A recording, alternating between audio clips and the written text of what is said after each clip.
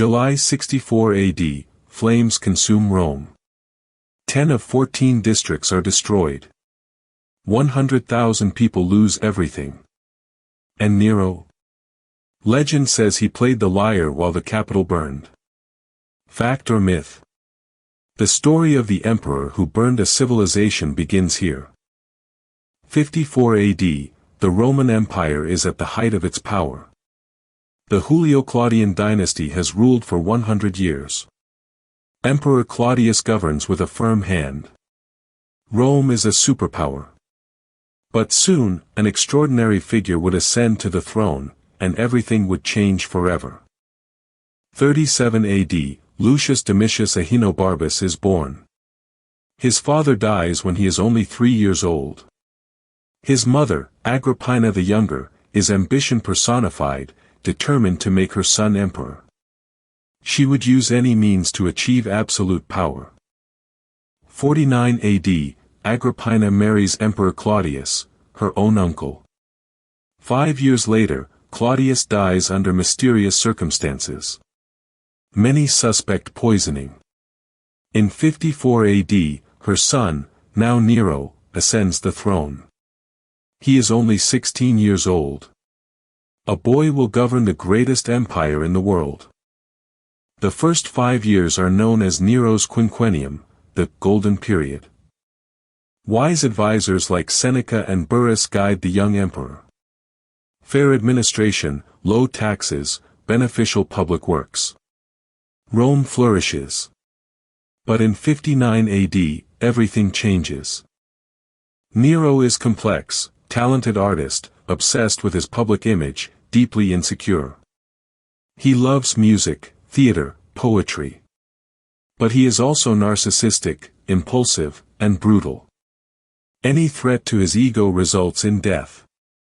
His duality, artist and tyrant, would define his bloody reign. Agrippina wants to control Nero. Seneca wants to educate him. Burrus wants to serve him. But Nero wants only absolute power. Then arrives Poppaea Sabina, young, beautiful, ambitious. She whispers in his ear that his mother keeps him trapped. Rivalry would explode into tragedy.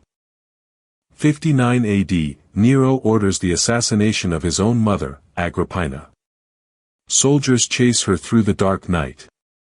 She attempts to flee by sea. Finally, a spear pierces her chest. Mother. Emperor. Death. The point of no return. After this crime, Nero would never be the same. July 64 AD, fires erupt in the city.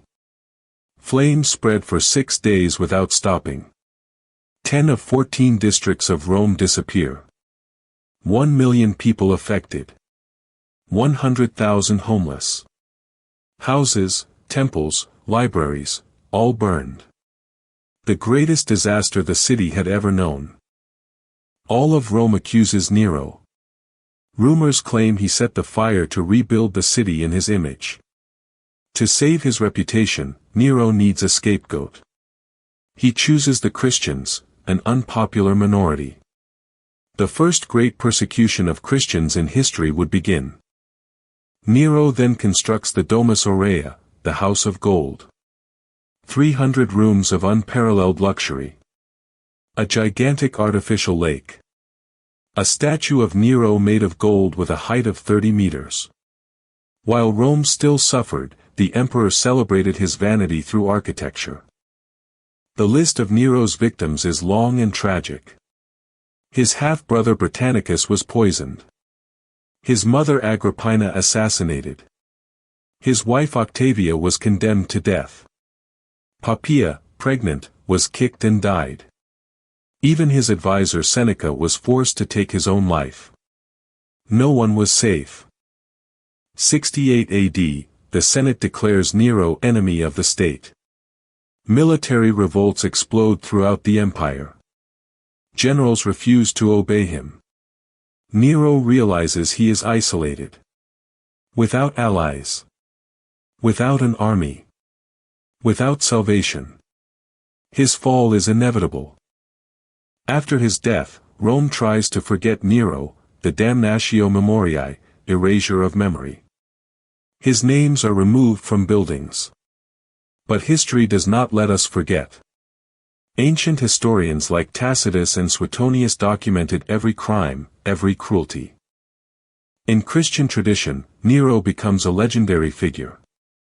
Early Christians call him the Antichrist. Speculation connects his name to the number 666.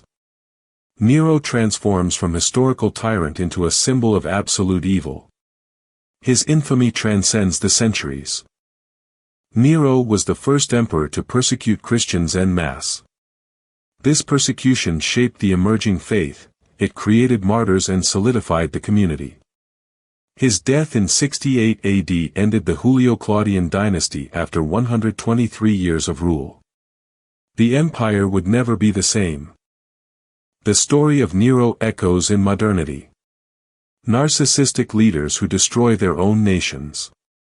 Tyrants who use propaganda, art, music, speeches, to maintain power while systematically failing. Nero is not the past. He is a mirror. Nero, emperor, artist, murderer, arsonist. His life summarizes the corruption of absolute power without accountability. 2,000 years later, we continue to learn from his bloody reign. If you enjoyed this video, like it and subscribe to the channel so you don't miss the next stories.